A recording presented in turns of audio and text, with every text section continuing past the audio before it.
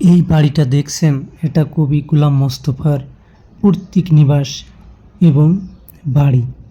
তিনি ঝিনাইদহ জেলার শৈলকুপা থানার মনোহরপুর গ্রামে জন্মগ্রহণ করেছিলেন। তিনি 1897 সালে মতান্তরে 1895 সালে জন্মগ্রহণ করেছিলেন।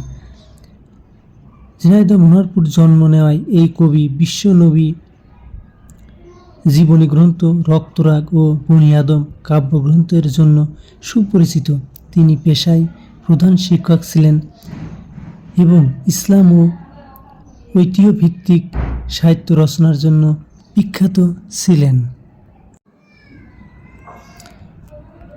গোলাম মোস্তফা 1918 সালে কলকাতা রিপন কলেজ থেকে BA এবং 1922 সালে ডেভিড হেয়ার ট্রেনিং কলেজ থেকে BT পাশ করেন। এর আগে 1920 সালে তিনি ব্যারাকপুর সরকারি স্কুলে শিক্ষক হিসেবে কর্মজীবন শুরু করেন এবং 1949 সালে ফরিদপুর জেলা স্কুলের প্রধান শিক্ষক হিসেবে অবসর গ্রহণ করেন।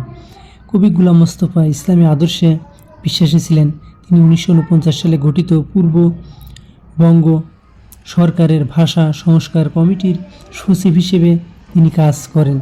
তিনি গদ্য ও পদ্য রচনায় সমান দক্ষ ছিলেন, তবে কবি হিসেবেই তার মুখ্য পরিচয় ছিল। কবি গোলাম মোস্তফা রচিত গ্রন্থসমূহগুলো হলো রক্তরাগ, খসরোজ, কাব্যকাহিনী, সাহারা, বুলবুলিস্তান, বনি আদম, গীতি সঞ্চালন ইত্যাদি তার মৌলিক কাব্য এবং মুসাদ্দাস-ই-লাহি, কালামে ইকবাল, শিকওয়া, জওয়াব-ই-শিকওয়া অনুবাদ কাব্য। তিনি আল কুরআন অনুবাদ করেন। তার গদ্য রচনার মধ্যে বিশ্বনবী, ইসলাম ও কমিউনিজম, ইসলাম ও জেহাদ, আমার চিন্তাধারা ইত্যাদি প্রধান। তার বিশ্বনবী গ্রন্থখানি বেশ জনপ্রিয়তা অর্জন করেছিল। এতে তিনি হযরত মুহাম্মদ